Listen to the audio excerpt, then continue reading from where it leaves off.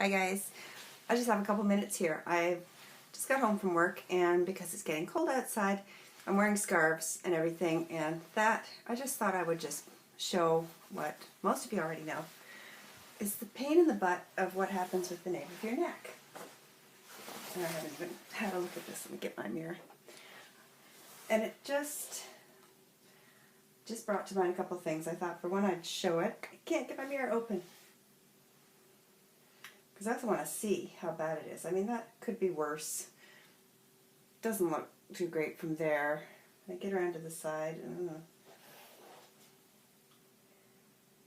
You know, when my scarf's on, put it back on, probably not so bad. It's probably covering it. And maybe I need to look into silk scarves. I don't know.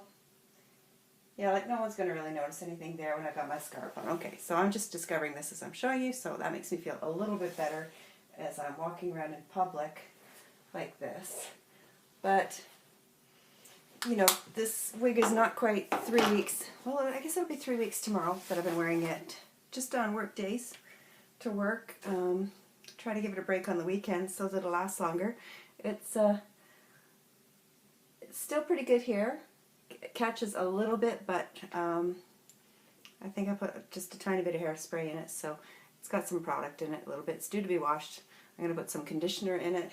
But yeah, I'm constantly just checking that and tapping it down. And then it looks pretty good. And then I keep a mirror at my desk, sort of like down and to the side, that I can sort of check myself and check.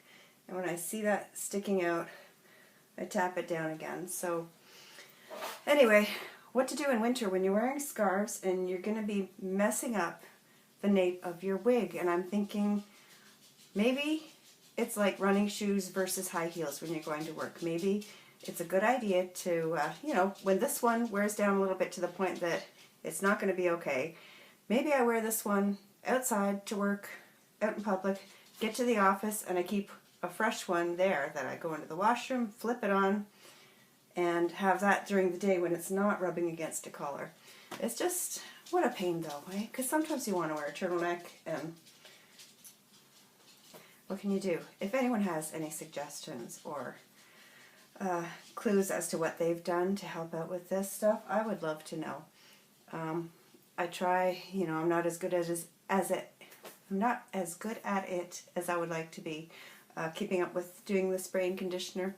I need to maybe do that a little more, but anyway, the other thing, since this is a little bit of an update on Posh, that nape thing, that is any wig I've tried. It's not a John Renault thing, it's not a Posh thing, it's just a synthetic wig thing. And so I want to show with the darker color at the forehead. I mean, it's actually looking not too bad there because the light is bleaching it out, but on me it looks so much better than when I'm looking in the photo. I do get a bit of a line, so I know if people are looking at me close, they can probably see if they're thinking about it. I kind of don't care, but it's just something to be aware of, that the darker the wig, that's going to be a more harsh line. If this was lighter, it's probably going to be a softer edge for you. And also with Posh, I get a line there. I don't know if that's...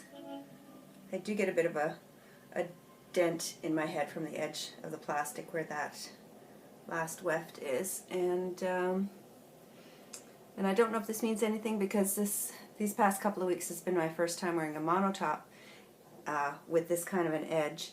I do get that bit of a dent there, and also I'm not sure if it's the greatest thing for my hairline, where the underneath the rubber part, just at the first, I don't know, ½ inch or so, where that is really just covering that whole area and not really letting air get to anything for the whole day. So, plus I had one hair was coming out. I just noticed it. It's about this long, and it was a normal hair. It was a normal thickness hair. It was not a baby hair, and I was so proud of it. And it's broken off. I can't show you. It's too small, but it's only about 2 millimeters long now, and because it's so sparse, I know that's the hair. How sad is that? But I was very happy with my normal hair that was starting to grow. I felt it was hopeful because of the biotin I've been taking. But so I don't know. That's another thing I'm curious if anyone has any input on that with wearing the monotop wigs, and again, not just John Renault, but any kind of wig that has that, what is it called? I'm at a loss for words. I'm in a rush because I need to get heading back out again, but that sort of plastic, that smooth plastic edge along the front, that just, you know, does anyone else know if that's maybe not a great idea? If you've got a weak hairline, is that just going to make it worse by not getting air to it, or by just pressing on it? I don't know. I'm curious. Anyway, oh, there's Lucy. Hey, baby. Hi. She's still doing good. Thanks to everyone for asking about her. Thanks to everyone for your comments. I've just been going nuts lately. I haven't had much time to answer anything, so I will get back to you. I appreciate all the questions and the compliments. It's just, you guys are amazing. Thank you. And, oh, one last thing. I've had a number of people ask me about my circumference. A number of people asking me about, because they have a large cap size and maybe even some hair to put under a wig. So I've been redirecting those people to Heather at Sister Wigs, because she has, I believe, a 23-inch circumference and would be so much better able from personal experience to tell you what might fit well. I'm not even at 2 years since starting to wear wigs, so I try to help as much as I can with that, because I'd only be guessing on my average head. I do need to find my tape measure, my soft tape measure. I will find that, and when I get it, I'll put my, it sounds awful, I'll put my measurements in the description box. Just my head measurements. Nobody wants to see the other ones.